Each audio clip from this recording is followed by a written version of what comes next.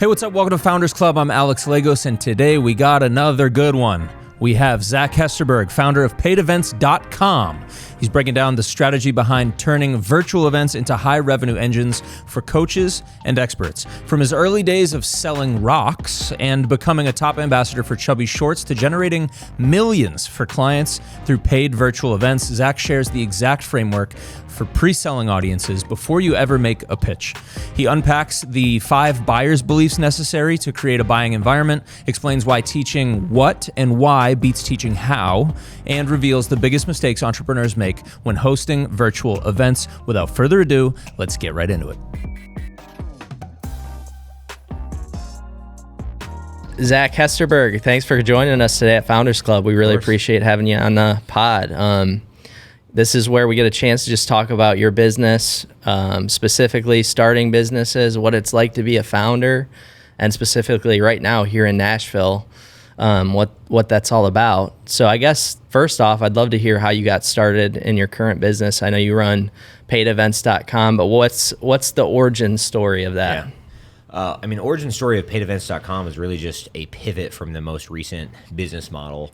Originally had a marketing agency for, really since 2015. It was August of 2015 whenever we first got started. It was part-time out of the dorm room whenever I was in college, just working with some small businesses. And that evolved over time, but really it was just an ads agency. And probably 2019, 2020, the ads agency really started focusing on working with personal brands and coaches and like the online experts. And when we were working with them, we would do virtual events with some of our clients. We would help them promote their webinars. We'd help them promote, 3 or 5 day challenges. We'd help them promote call booking funnels. And over time, we found that as trust started getting lower and lower and lower, and skepticism was getting higher and higher and higher, in 2024, admittedly, I was praying one day. I was like, God, how do you want us servicing the entrepreneurial market and really just adding value in 2025? And I felt him essentially prompt me to go write down. He's like, well, what are the ways you've serviced people so far? What are the best ways you've added value into people's businesses so far? And so I wrote down some of the different strategies we've used. And the second I wrote down paid virtual events, it was immediately that's what I was supposed to focus on. And the more I started focusing on that, the more it started growing. And so we bought paidevents.com as the brand and really went all in on that, technically in December of 2024. Okay. But, we've been doing paid events since 2020. Awesome. Now, I want to know more further back, because It sounds like you had an agency. Did you have a need to be an entrepreneur when you were young? Where was the real origin story? Great question.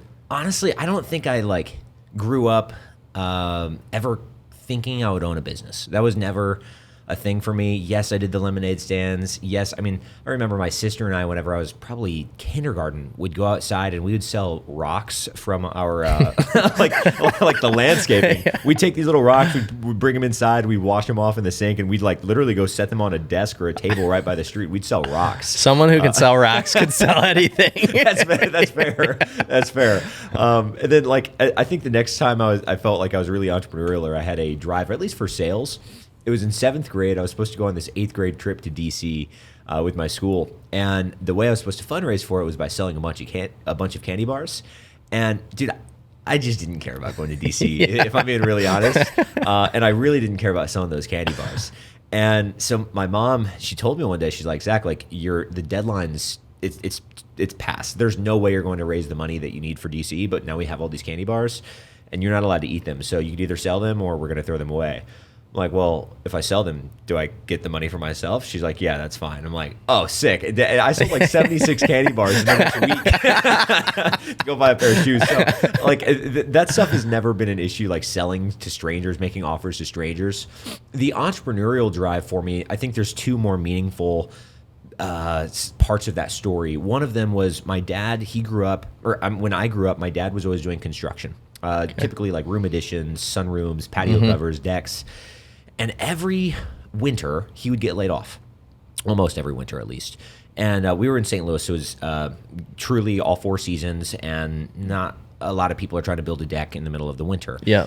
So it made sense. But I always looked at his jobs as he'd always get asked to come back in the spring whenever those businesses would pick back up. So I was like, I know he's a good employee. He's doing good work.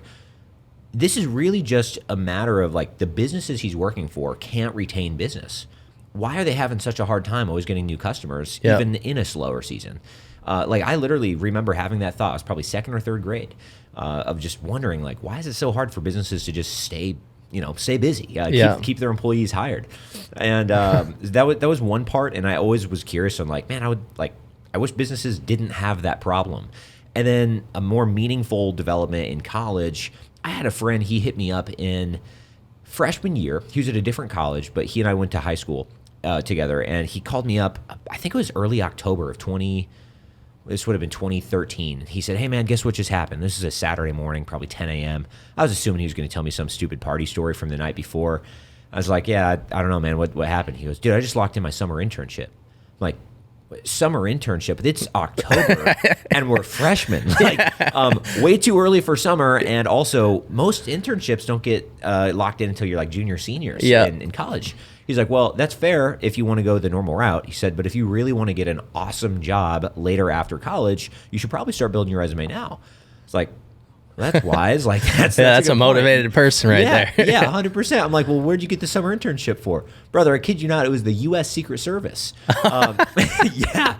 I was like, how in the world? Like, you were a local bag boy at a grocery store last summer. How they just hired anyone? I guess they're hard up for people. Yeah, I was like, they just hired anyone nowadays, huh? He's like, dude, pay attention to my resume. He's like, I've been in the Air Force ROTC. I've been in the youth mayor's advisory committee. He's like, I've been doing all these extracurriculars all through high school so I could get a cool internship like this. And with an internship like this, I get whatever job later on. Yeah. It's like, oh, that's dope. And he's like, Zach, I didn't call you to tell you this about me today. He said, I wanted to inspire you because I know that you are going to want a really cool job after college. He said, so let's put this on you. Where do you want to go do marketing? Like, I knew I wanted to do marketing. Yeah. And I said, well, I don't know, like Nike or Adidas or something. Of course. Cool. You're playing volleyball at a really small Division II school that no one's ever heard of. Do you really think they're going to care if you go apply for a great marketing job? Said, probably not, if I'm really honest with myself. He goes, yeah, you're correct. You've got to get internships now. And so I started getting as many small business like marketing internships as possible with the goal of getting a Fortune 500 company to be on my resume before I graduated. Yeah. And because they were all small businesses, I started seeing like the real issues that small businesses deal with and having to wear a whole bunch of different hats. And I started seeing like this mysterious world of business and entrepreneurship and seeing like, what does it look like to start a business from scratch? It was really demystified pretty quickly. It's like, as long as you have a basic service or a basic product and you give that in exchange for someone else's money, you have a business. As long as you can create systems around that. And so at that point, I'm like, oh, I could see myself starting a business at some point. And the official last kind of like nail in the coffin, I think is what they say, is I saw an internship for social media marketing, and I knew social media marketing was going to become bigger and bigger and bigger. This was early 2015, and I saw there was a company called Drive Social Media. And they actually have a location here in Nashville. They have a location up in St. Louis. But it's like, well, Drive Social Media. I was familiar with marketing agencies, but I didn't think that in 2015, one company would hire another company to run their social media. Yeah. It's like, well, I could do that now. Like, there's no reason I've got to wait until I'm 40 years old with a bunch of corporate experience to go do that. Did you have your personal account figured out at that point? Yeah. Yeah. Sorry. So I skipped one little spot on here. One of the internships or opportunities I had was I was with Chubbies Shorts, if you've ever heard of them. Yeah. I was an ambassador for them. And the first semester, I mean, I'm in a small school in the middle of nowhere in Illinois. And the first semester, I got 6th in sales out of about 250 ambassadors. Just by using, like, we all had promo codes that they track our sales with. Yeah. I was only using my Instagram account. And I continued to double down on that. In the second semester, I got second in there were 300 ambassadors, and I had second in sales, beating out all of these guys from, like, UCLA and, they're really all those big, like, frat schools down in the South. And at that point, I'm like, okay, there's something to social media. And I'm seeing how much money I'm making Chubbies through a promo code. and all I'm getting is shorts in exchange for this, which is they're fine. getting a good deal out of this. Yeah, 100%. Smart company. 100%. But I was like, I'd much rather get paid for this rather than just like free product. And so that's when I started looking up social media marketing internships for my next internship. And that's when I came across Drive. I was like, wait, they're literally an agency that just does social media for other businesses. Like, I could do this now for other companies. And so I said, well, I won't be so naive. This will be my last internship. I'll go work for them for free for a summer, understand their business model, understand their services, understand how they're getting clients. And literally a week after that internship ended, I had my first client. It was a personal training gym. They were paying me about $1,000 a month. Nothing crazy, but that was it unlocked a whole new realm of possibility for me. And I was going into my junior year before I'd even taken a marketing specific class in college. I already had a paying client. It's like, yeah, this is awesome. Like, they're paying me more than my volleyball scholarship is. So I went back to school. I said, Coach, I'm out of here. I just kind of ran the business part-time out of the dorm room. Awesome. So that was the whole story there. That's great. Now, I guess I want to go back to the Chubbies story a little bit. Sure. Because I'm curious how things have changed since then. What was your content strategy when you were marketing for Chubbies? So, man, it was back in the golden days, bro. It was 2014, 2015, whenever I was with them. And that was pretty early on for Instagram. Yeah. And so all I did, I was like, well, if you're going to try to find customers, to use a promo code, in business, you can sell to existing customers or you can sell to new customers. I first was trying to sell to new customers. I was trying to go out to my school and trying to have other guys buy short shorts. But it was January in Illinois. Brother, it's like 20 degrees outside. No one's wearing shorts, let alone short shorts. At the time, if someone was wearing shorts, they were cargo shorts. Yeah. And so it's like, well, I'm fighting an uphill battle that's there's got to be a better way. And so I started posting more on social media, and I saw that some of my friends from other southern schools, that my friends that had gone out of state to college, they were really liking my posts and really engaging. They're like, dude, this is sick that you're with Chubbies. And I was like, okay, so there are, I just need to get in front of the people that are at the southern schools and actually wearing shorts year round. That's what I need to do on Instagram. How do I do that? And it just dawned on me. I'm like, all I've got to do is search the hashtag of Chubbies shorts, and I'll be able to find every single guy that's already wearing Chubbies shorts, and they're buying shorts already, and they're just not getting free gifts with their purchases. Yeah. And so I can incentivize them to come back and make more purchases if they hear about my promo code. And so in my bio is Zach Hesterberg, Chubbies College Ambassador, DM me for a promo, or DM me for a gift with your next purchase. And that, once again, this would not work in nowadays for 2025. Things have changed. But I would go through and just double tap every single post of Chubby Shorts, if someone had tagged them or hashtagged it, and so they would see this one random profile just like their post. They're like, "Who's this guy?" They click on my profile, they'd see the bio, and I had people DMing me every single day. Yeah, they're like, "Dude, I'd love to get a promo code." And just kind of I try to keep it under the radar and really make that sense of exclusivity feel real. And so I'd tell the person "Hey, just keep this on the DL, not trying to get this out to too many people." Yeah, and they'd oftentimes respond with "Hey, would you mind if I share it with a couple people in my in go my ahead. fraternity?" Yeah. I'm like, "Yeah, man, just don't Not let it too get many. too crazy." Yeah. And so anyway, it started spreading like wildfire. That's awesome. So now, fast forward today, you're working with coaches. What drove you to pick that specific niche in the first place? I don't think I picked it originally. I think it was just opportunities present themselves, and sometimes you're like, yeah, I'll walk through this door because it's the only door open right now. Yeah. And so when I started the agency, I was just working with any business that I could possibly find. I think any small business owner can relate to that. Of a client's a client. You've got a pulse. If you've got a pulse and a wallet, I'm here for you. And so I started working with a lot of local businesses, real estate agents, chiropractors, things like that. And this was, I was literally just networking my way through things. And as I found that I would invest in my network, I would have my network open up to different types of businesses. And so I invested into some mastermind it was a couple $1,000s back in probably 2017. And that mastermind, I was just trying to learn how to grow my business. But the people in that group were a lot of coaches and consultants. And we're all networking with each other, truly trying to help each other out. But they're like, hey, like, ads, we need to run ads. So like, could you help us out? And then I was like, well, cool. This just got me clients. Like, and my business is growing. I am getting a little bit further along in business from this mastermind. Cool. Like, let me invest in more masterminds and higher level masterminds. And the more higher level masterminds I would invest into, the more coaches I was meeting. And it wasn't a matter of like, I wasn't trying to find coaches, and I wasn't even joining the masterminds to get clients directly. I just wanted to learn how to grow the business better. But it's natural that you typically do business with people you know, like, and trust, and there's no better way to get clients than with a close circle of friends or colleagues that you already trust really, really well. Those are going to be your easiest kind of honeypot. 100%. So. How and I want to hammer this point home. Like, I've been trying to do this with other entrepreneurs. Like, how important, like, I spend a ton of money on my education, but like how important it is to actually find these masterminds and network and do those things.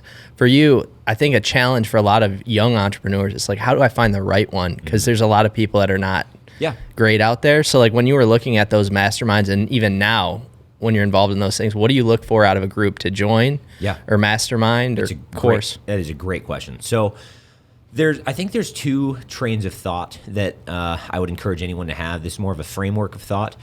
The first one is, does the person that's running the group, do they have something that they have accomplished in their life or in their business or whatever you're trying to learn? Obviously, this is a business show. So in their business, have they accomplished what it is that you're trying to accomplish? Yep. If so, that's probably a pretty good person to learn from. And more importantly, are they like way further ahead than you? Yeah. For the longest time, I would try to learn from people that were literally just one step ahead of me. And it sounds good in theory, because it's like, well, yeah, this person's not so disconnected from where I'm at. They can relate to me better. Sure, they can, but they can't see the forest through the trees still, because they're still in the trees. Yep. And they can tell you what to do next, but they're not really going to know what to do after that. And so those are not great mentors to learn from for the long term, because you can catch up to them so quickly. So anyway, find a mastermind or a group or a course or whatever that the person that's running it has truly accomplished what it is that you're trying to accomplish at a far greater scale than where you're even close to right now. The second one would be, are the majority of the people in the group, I would just say, like, it's probably more of a biblical principle. I try to look at what's the fruit of the actions. Yeah. And, a coach can be a great player, but that doesn't mean they're a great coach. Yeah. And so if you look at that person that's running the group may have achieved what it is that you want to achieve. But if the majority of the people in the group are still exactly where you're at and they're not much further along than you, probably not a good spot to be. Yeah. But if you look at the group and they've got a ton of different testimonials, or even if it's a small group, but the majority of the people in the group have also accomplished what it is that you're trying to accomplish, and they're growing faster than you're currently growing, probably a good spot to be, because that means that skill transfers and knowledge transfers are efficiently and effectively actually taking place right now. Okay. Yeah. I mean, and that's the big thing too. Like, you can join these courses, and a lot of the people that are run them are in the business of running courses. Yeah. They don't have that background. I see a lot of people get caught up in that. So like, I've really been trying to push, people that I mentor, like, just do a little bit of research on their background. Yep. Because they can say a lot of things online. So you got to really figure it out, but that's helpful. So, you figure out, going back to the original point, you figure out masterminds, you're at the masterminds, coaching's going great. How do you generate your first client out of that group of folks within those masterminds? Well, that's the origin of your social media agency, let's say that. Yeah, well, the origin of the social media agency, like, my first client didn't come from a mastermind. Like, my first client literally came from a gym that I was working out at. Yeah. And I just walked in, and it was a new owner that day. I was really frustrated because I felt like I was making great progress with the existing owners, and I was going to be able to work with them. And they sold the gym without letting me know. And I walked in, I go, hey, nice to meet you. I've been working out here for a while. Admittedly, this is what I've been doing with interning, and I was planning on essentially helping you guys out with social media at some point. Would love to have that conversation with you, depending on what your growth model is and really what you're trying to do. And he's like, oh yeah, like, dude, let's meet up next week and give me a pitch. Yep. I didn't even know what a pitch was at the time. But anyway, so like that was technically the origin. Shout out to Mike Lindner. He was my first ever client. But that's awesome. As far as like mastermind groups, getting clients from them, I feel weird like trying to tell you a strategy on that, because I join mastermind groups specifically for one of two reasons. I want to learn skills, or I want to meet new people that I believe will be able to help me achieve other goals.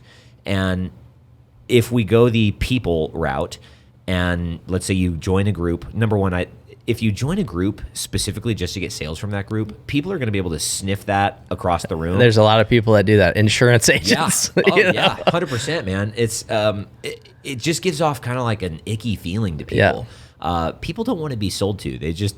People love to buy things, but they don't want to be sold to. Yeah. And so if you join a group to sell to people in that room, it's just, you're going to waste your money and waste your time and burn your reputation. The strategy is to not have a strategy, truly, basically, for sales. Truly. Unless I was going to say the only principles here are truly connect with people, love on them, hear for them, care for them, and add value wherever you possibly can. And so, for example, if you are in a group where you know for a fact you can help some of those people with your services, reach out to them and say like, hey, saw you're doing X, Y, or Z. Obviously, as you know, like I am in this business model, would be more than happy to at least point you in the right direction. If you guys ever just want to hop on a quick, 30-minute consult or a quick 60-minute consult, not going to charge you a dime, not even going to give you a pitch, I'd be more than happy to just point you guys in the right direction. If you lead with enough value, they're very likely to say like, hey, like what does this look like after this hour is over? Like, can we continue working with you? Like that would be a more natural way to do that. But yeah, or introducing people to strategies. Yeah. Like my thing is like, hey, have you tried this? Yeah. Like if you have a strategy that's working, give it away. Tell everyone what you're doing. Yeah, like they're probably not going to want to do it themselves. Sure. So they need someone to help them. So go ahead and do that. Yeah. Cool. So like you went in there, no strategy. You picked up a few clients organically just through the process. At that point now, are you managing a lot of local business clients for your social media agency, and then some coaches kind of trickle in? Is that where it goes? Pretty much. Yeah. It was probably half and half. It was probably like 4 or 5 clients total at the time. Okay. I had a pretty large salon. I had a personal training gym, and I had a real estate agent. So those were the local guys. And then I had like an e-commerce business, and then I started bringing on some coaches from there. And they were all, even though some of them were local businesses, they weren't even local to my area anymore. They were people that I had sold to in college from my college town, but then I moved down to St. Louis. And so at that point, it was just all of my clients were kind of everywhere already. So, all right. And where, after this process, where's the aha moment for paid events working with coaches? Dude, so the aha moment, that came in 2020. So the conversation we've just been having, that was like 2015, 2016, 2017. Okay. 2020 came along. I had a client reach out to me. His name was Jai Long. He's a business coach for wedding photographers. And he was going to be hosting this virtual event. It was called the Wedding Photography Summit. He was charging like $7 for tickets to attend. And he reached out to me. We were friends on Facebook. I don't know how we even became friends on Facebook. But he reached out to me. He's like, hey, I know you run a whole lot of ads and you do like funnel optimizations. Could you help me sell more tickets for my upcoming virtual event? I'm like, yeah, probably.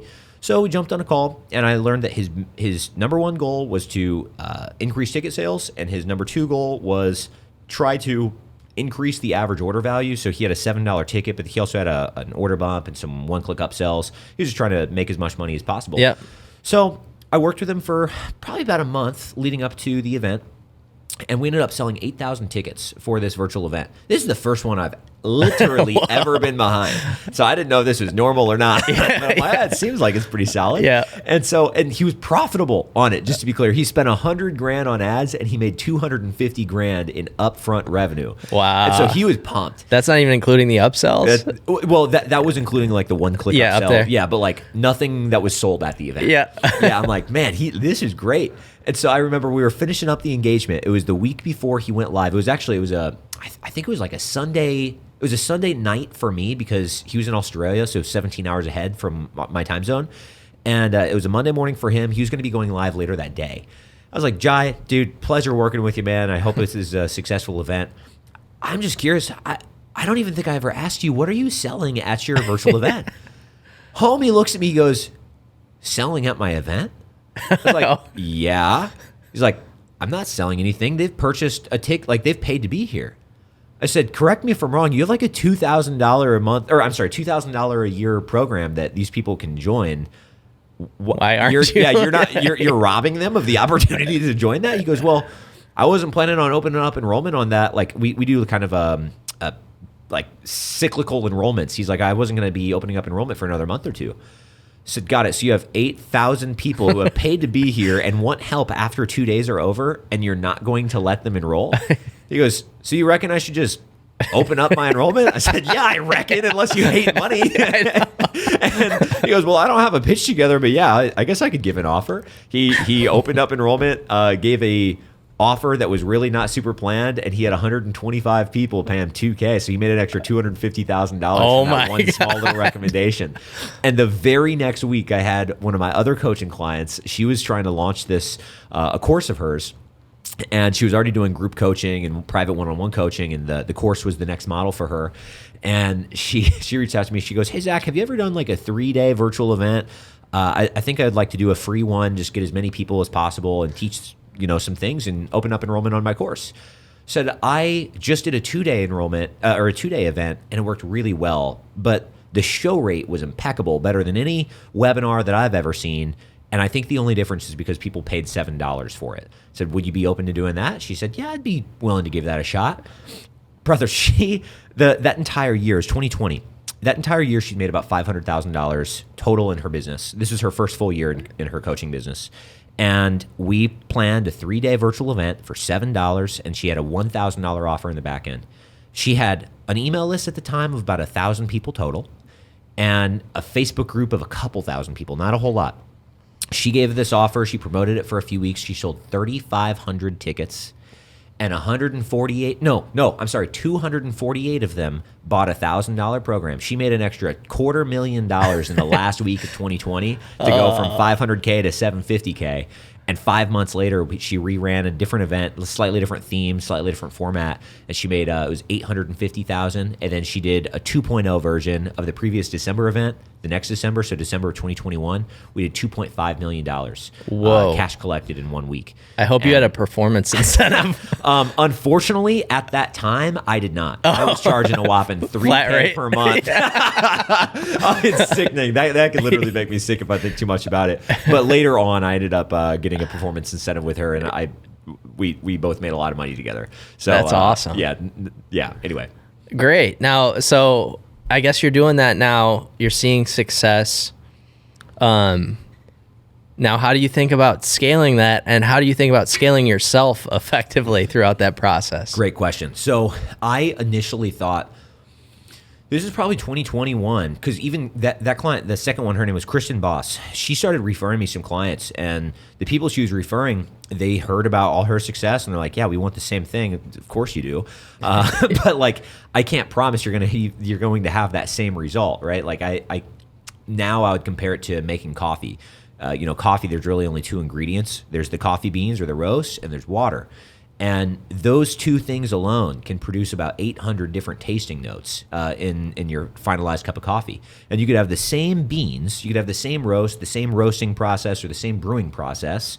And if you have 2 different sources of water, it will taste different. Even if they're both great cups of coffee, they will taste different. And so it's the same thing. It's like we have a process that works really, really well.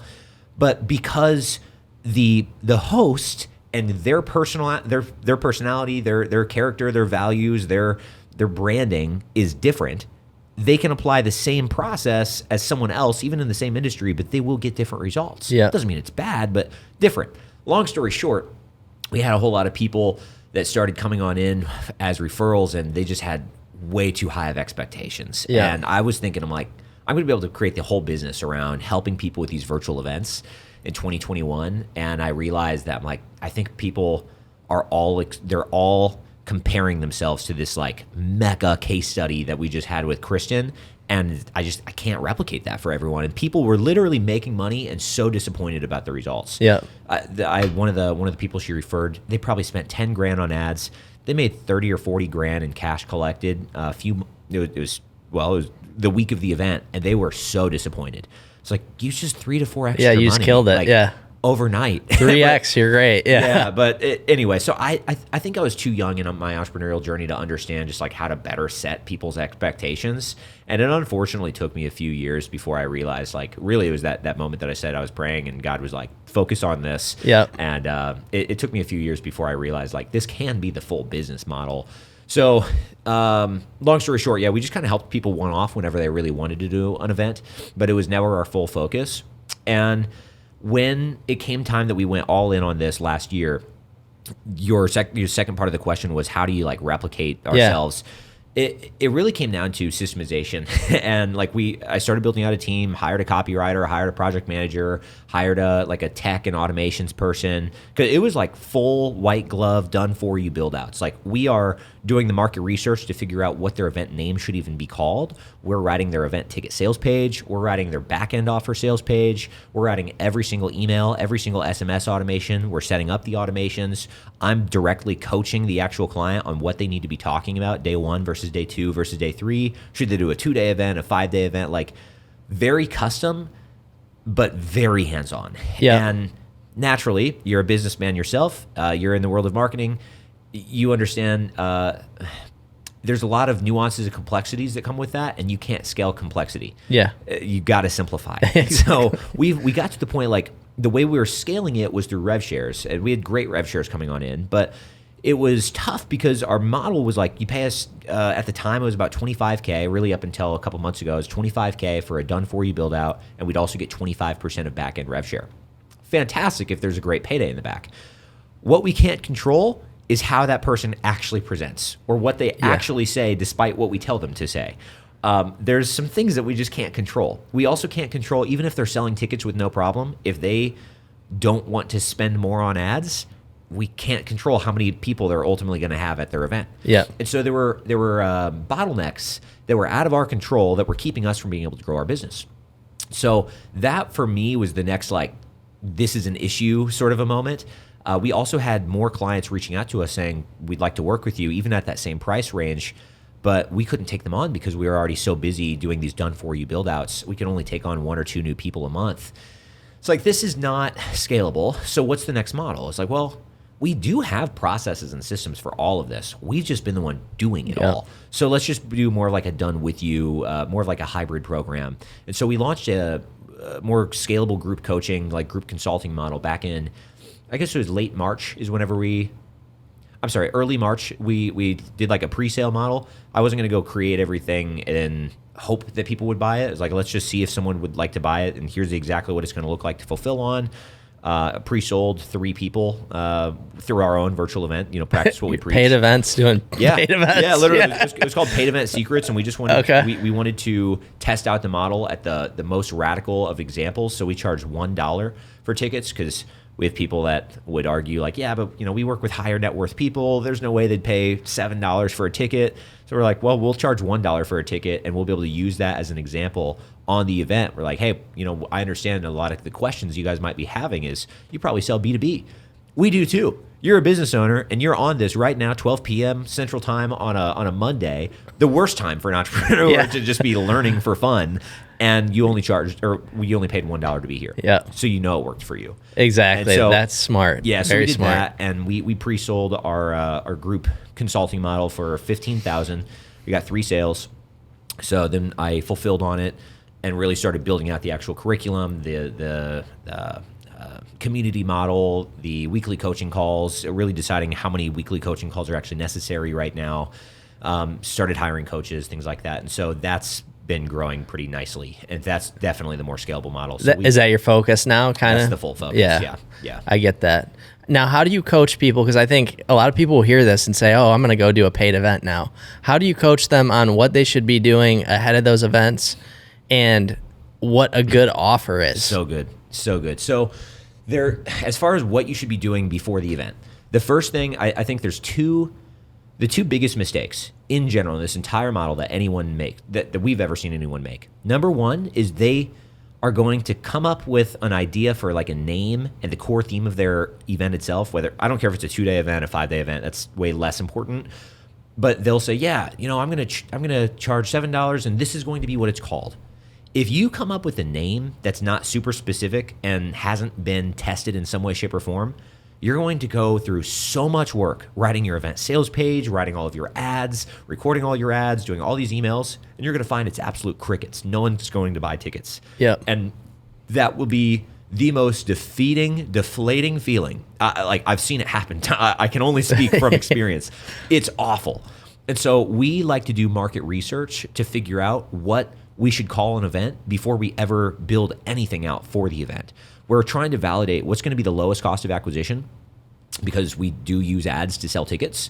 But secondly, what event name or core theme will actually drive in your target buyer for your back end customer. And so we'll run like a Facebook lead gen campaign. Yep. And we'll have a couple different names of the events, literally just like text based post, like we'll pop into Canva, get a single image ad, and we'll have a couple different names for potential event names. And that will be what we're testing. Is it's the same image, just a different text overlay. And then we'll have, we're giving them like a PDF or something. Or you could even say like in the ad, it's like, hey, if you're this type of person and you're dealing with this, this, and this, we're about to be hosting a virtual event. Here's going to be what it's called. If you'd like to be on the early bird list, sign up below to be the first to know when we launch tickets. You could do something like that as well. But then you're submitting them, or you're giving them a lead form, and you can ask some custom qualifying questions to figure out where they're at with like what pain points are they dealing with, what desires do they have, where are they at within their business, or whatever you're helping them with. And that way, you don't get to see what just the lowest cost per lead is, but you also get to see the quality of those leads. Yeah. And that is what gives you so much certainty to figure out this is what we should call our event. Let's go build out the whole thing. So that's step one. And in step two is people will, they'll go host an event, they'll sell tickets, they'll get people there, and if they don't get the sales in the back end that they want, they think it's because they messed up their pitch. About 80 to 90% of the pitch, 80 to 90% of the sale is made before people even hear about your back end offer. It's through the content on your actual presentation that will pre-sell them. You have to shift their beliefs and create a buying environment. It's kind of like, you're married? Yeah. So it'd be kind of like, let's say that you took your wife out for a Valentine's Day dinner, and you're, Valentine's, trying to be romantic. You guys sit down, you picked her up, whatever, like you guys got some nice new outfits. You went to this really, really nice restaurant. You guys sit down, and the mood is set. And then you say, hey, let's talk politics tonight. What? Like, even if you guys are aligned on politics, that's just not the time and place to talk politics. Exactly. It's like there's nothing wrong with talking about politics, but if you're wanting the night to move in a certain direction, you don't want to talk about certain things, right? Yeah. And so it's the same thing with events. People think that you have to teach so much information and teach so much like of the how information. But if you get your attendees in this like how-to mindset, that's the literal opposite of a buying mindset. Yeah. And so you have to create a buying environment. And we have what's called the 5 buyers beliefs that we'll walk people through and teach them how do you essentially change these 5 beliefs or thought processes within your target customers before they even hear your offer. If you could do that effectively, it literally, your pitch just does not matter that much at all. You're going to get sales. So those are kind of the 2 biggest mistake areas that people will make. How much should you give away? Like I hear a lot of entrepreneurs, they don't want to give too much away, Sure. Before an event or something. In my opinion, I have the opposite opinion. Like give as much Lead with away as much value as before. possible, Leading up to that event. Sure. So here's my thought process, and take this with a grain of salt. Like I always say, I don't care to be right. I just want to make money and get results. Yeah. Right now, this thought process leads to a lot of money and a lot of results. There's probably other thought processes that may help other people. So if it doesn't, take it with a grain of salt. But we try to teach the what and the why and the when. And I've also heard that you should teach the then. So what I mean by that is teach like what should people be doing? Not how to do it, but what. So like let's say that you're helping people with AI, for example. Hey, you should be using AI. You should be using agents. You should be doing these, these sorts of processes, but you're not teaching them how to set it up. Yeah. You're teaching them the what. And then you're teaching them why that's so important and why it's better than anything else that they would have done otherwise. And then you're teaching them the when. When should you do this? When is the right time to implement a strategy like this? And then the then, which is like, if you do all this and you do it in this time frame, then you can expect this result. And so you're kind of future pacing them on what will happen for them. You're not teaching them the actual how. Reason being, some people watching this might be like, this sounds a little manipulative, like people are paying to learn this, but you're not truly teaching them the how. If you think about it, these models, the paid events model that we do, you're going live for a couple days in a row, and it's literally 1 or 2 hours a day. We're not talking full day events. And so we always suggest like open up on your event and say, look, guys, Zach here. I'm so excited that each and every single one of you are here. You want to learn about X, Y, and Z, and I'm going to teach you as much as I possibly can over these next couple days. But call it what it is. It's a 3-day event, and you're going to get about 3 hours with me. I'm trying to summarize a decade of experience in 3 hours. I can't change your life or business in 3 hours. I can't. The most I can do over the next 3 days is point you in the right direction. We're going to change some beliefs. We're going to change the way you're thinking about X, Y, and Z. And you guys are all going to be pointed in the right direction and see exactly what you need to do next. Some of you are here and you're going to be pointed in the right direction and say, hey, thanks so much for that. Super, super helpful. Didn't even know this path existed. And you're going to run and off to the wind. I'll never see you again. And I'm so pumped you're here. Others of you, you're going to be pointed in that right direction. And you're going to say, yeah, I know that's for me, but I have no idea what surprise may come from around the corner. And I'd much rather have a guide to kind of like hold my hand through that process. And guys, if that's you, I'm not going to leave you hanging after this event's over. We do have a special offer we'd love to share with you on what it would look like to work with us after this event's over. No pressure at all to buy that though. But my goal for each and every one of you is to get you pointed in the right direction this week and show you some things that you would have never even known possible before. And it drops the guard of everyone in the room because one person in that room is naive and they think that literally a $7 investment is going to change their business. And it's like you're calling out the naivety in that. Yeah. And the other person in the room is like, this is just going to be a whole bunch of fluff and it's a sales pitch in disguise. And you're like, look, like I would love to teach you more, but I have 3 hours with you. I can only teach you so much. And that's like, it clicks for people. They're like, that makes a whole lot of sense. And so if you try to get too much into the how and you don't have truly enough time to properly teach the how, you're actually doing them a disservice. You're going to empower them to go do this on their own. And if there's one thing they miss and there's one T that doesn't get crossed, they're going to go fail on that. And now they're upset with you because you taught them a strategy that doesn't work for them. In reality, they just didn't have the support to do it correctly. Yeah. So that's my take on that. No, I like that. Currently, I don't know, did you follow Hormozy's latest event? Yeah, I paid attention to it. What did you think of that strategy leading up to it? He gave a lot of value. I mean, he always does, but... Yeah. What did you think of his strategy? What could he have done differently, or do you think it's just? That's good. I mean, he did $81 million in sales. So yeah, I was hard to. Once again, I care way more about making money and getting results than I care about being right. Yeah. I don't.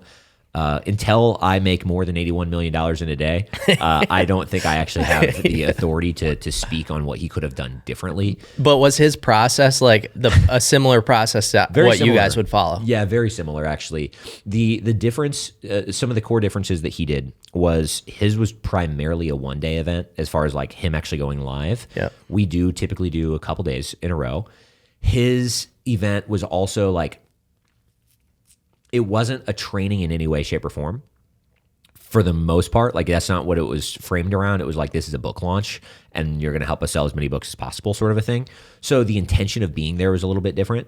And then I think the only other like core difference was the people that were there was a way to sign up for free. I mean, you could literally just sign up at a 10 for free. But I would say a vast majority of the people that actually showed up were probably people that had already pre-ordered one of his books. Yeah. Like I did a VIP order. I did too. $500 or whatever. Yeah, me too. Hit me up, guys, if you want a promo code for a Hormozy book. Because I've got 14 more of them or 15 of them or something. So anyway, most of the people that actually attended, I believe, had already purchased a book, which is our model. I mean, we don't help people sell books, but the model is like pay, because the people that pay will pay more attention and they will be so much more likely to show up. Yeah. So anyway, similar model, but once again, the main core differences, he did let people attend for free. He did a single day event rather than a multi-day event, and the event itself was not focused on like, hey, I'm going to teach you guys some new skills today. It was more so just about like, hey, we're doing a book launch. You already know who I am, basically. Yeah. His whole thing is brand building in advance, giving you free value up front. Yeah, and it works magically. I know. I mean, I paid the $500 too. So like 2 people in the same room that did that. Yeah. And that's the thing. I mean, I think he had like 33,000 people on there or something like that. Not everyone's qualified, but I mean, clearly he did 81 million. So a lot of people went for that final offer too of $6,000 or whatever it was. Yeah. Well, so actually it ended up being more than that. He had a way to work with him on a really intimate scale. He had a group that I think it was like a 500 total enrollment that he ended up capping it at. And it was, after he gave the 6K offer, if you stayed on longer, he ended up saying, hey, if you pay the 6, there's a way to upsell and you could pay 18 more. And if you pay 18, you'll get added to a private group with myself and some of the people in my leadership team. And it's more of like a consulting group. And he ended up selling that out immediately. And the core thing that I actually want every person to understand about that model that works so well, he wasn't making all of his money by selling a book to one person at a time. He was creating higher value offers. And when I say higher value offers, yes, it's a higher ticket offer. Yes, people were paying more money. At the end of the day, they were buying, like he was creating a way to buy 200 books at a time, right? And people were doing it, but not because people wanted 200 books. They wanted the extra value that he kind of stacked with that offer. Yeah. But that's where you make all your money is like, you could go do a virtual event like that or a webinar and you could go pitch $100 offer or maybe even $1,000 offer, but your profit's not going to be very exciting. Really, I would try to do truly that 5 or 6K is probably the bare minimum that I usually encourage people to do because that creates more profit to make any money back that you needed to make from, having people buy tickets. You typically, those are loss leaders when you're doing the marketing up front to get people to the event. And so having a 6K or higher offer makes it so much easier to recoup your profit and still make plenty more past that. So what drives that FOMO? Because I know I paid for I'm like, why am I buying 15 books for 2 extra little books? Literally, which I have, and I don't think, I literally have not opened them. They've been sitting on my counter. I'm like, I'm going to open those. But I didn't want to miss out on that. Then I get to the end of the event. I didn't stay it for the $18,000 additional offer, but the 6K, I was like, man, I could really use that. Fair. So what's the question? So what drives the FOMO in your opinion? Like that fear of missing out throughout that process? Like, why do I feel that way? And so he created a buying environment. So there are, I mentioned it earlier. How much? I don't know how much more time. We're good. Okay, yeah, so a couple more minutes. I'll say what the 5 buyer's beliefs are, and he did them beautifully. So number 1 is you have to make sure people realize that they have a problem. So just by nature of the book launch, it was called, the money models, the $100 million money models, and seeing how much money he's made in every single business and how fast he grows them, anyone can look at that and be like, well, I sure as heck don't know how to grow a business that fast. Like it's immediately creating a gap, and you realize that you have a money-making problem. You have a customer acquisition problem. And so first things first, make sure people realize, and they can truly say it with their own belief of like, I do have a problem that needs fixed in my business. Second one is that they need to believe that your solution is the absolute most superior solution to solve their problem. And he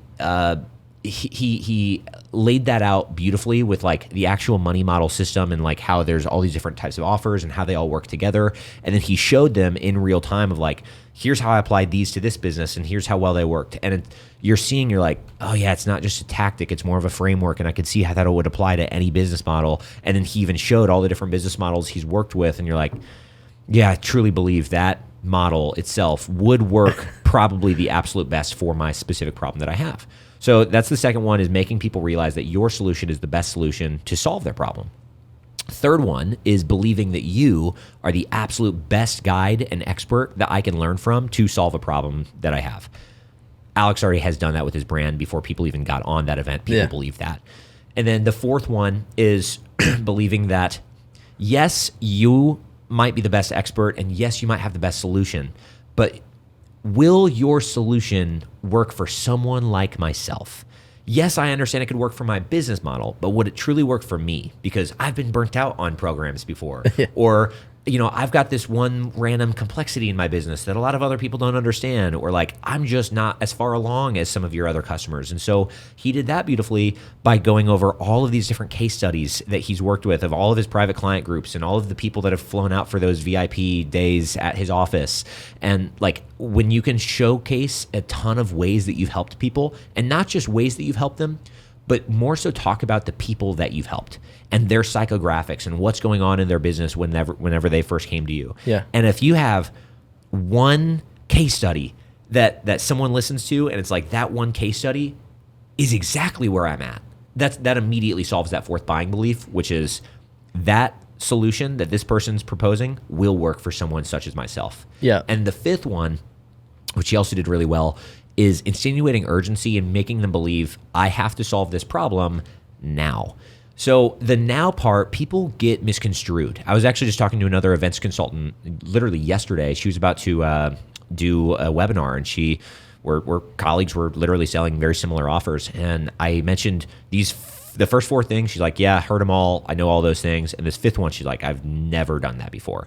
And this is insinuating urgency before they even hear about your offer. See, most people think about urgency or scarcity from a place of like, oh, I need to have this bonus or I need to have this deadline. But I'm talking about before they can even hear about your offer, how do you insinuate urgency? Yeah. And there's two ways to do that. Through external motivators and there's internal motivators. So external motivators are like, you're talking about state of the market, mass market principles that people cannot disagree with.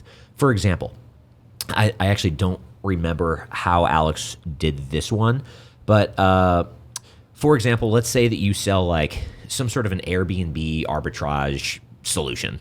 You can talk about like, look, Austin, Texas just did a rezoning law right now. It's going to take effect next week, and you'll probably have about a 3-month window before BlackRock or Blackstone or whatever, like before they put all of their money into this market. And so you've got about a 3-month window before all of the big hedge fund managers start putting all their money into this, and this opportunity is going to be gone. That is not fake urgency at all. Like if you could use a law or something that's just happening in the marketplace that people are like, yeah, that's just a general principle. Like that makes sense. I can't disagree with that. Yeah. That's a great external motivator. But then the second one you could use is internal motivators. And I think these are the more emotional, pain point oriented ones. And so these are you have to more so do it by asking questions that people have to reflect on, which is like, look, how much longer are you willing to continue to let your business ride on without making a change? Are you 1 month away from not being able to make payroll? Are you a couple weeks? Are you literally making payroll on a week by week basis right now? Are you one key employee?